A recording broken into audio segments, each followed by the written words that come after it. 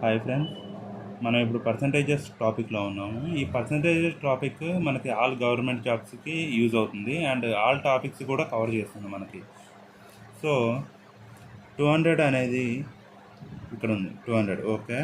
200లో మనకి 15% డైరెక్ట్గా తీసుకోకుండా 10% అండ్ ప్లస్ 5% రెండు తీసుకుందాం. మన 10% అంటే ఎంత వస్తుంది? 200లో 20 వస్తుంది. అండ్ 5% అయితే 20/2 10 వస్తుంది. సో రెండు కలిపితే మనకి 30 వస్తుంది. So answer is C.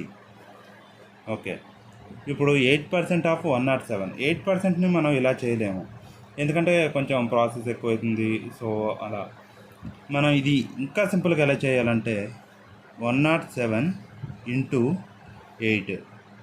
ఇది ఎలా తీసుకోవాలంటే 8 ఇంటూ 7 56. సో 5 8 1 8. ఇక్కడ మనం పర్సంటేజ్ కాబట్టి 8.56. మనకి 8.56 అనేది ఆన్సర్ అవుతుంది. So answer is B. ఇప్పుడు 20% ఆఫ్ 550. 20% ఆఫ్ 550 ఇప్పుడు ఇందనక తీసుకున్నట్టు ఇక్కడ తీసుకున్నట్లే తీసుకుందాం. 10% ప్లస్ 10%. ఓకే, మనకి 550లో 10% అంటే ఎంత వస్తుంది? 55 రెండు 10% కాబట్టి ఇంటూ 2 తీసుకుంటున్నాం, 110. సో ఆన్సర్ ఈజ్ 110 అవుతుంది. So answer is D. Okay, ఇప్పుడు 11% ఆఫ్ 230. 11% ఆఫ్ 230 అనగానే కంగారు పడిపోతుంటారు, ఎందుకంటే ఇది 10% కాదు, 15% కాదు, 11% వచ్చింది.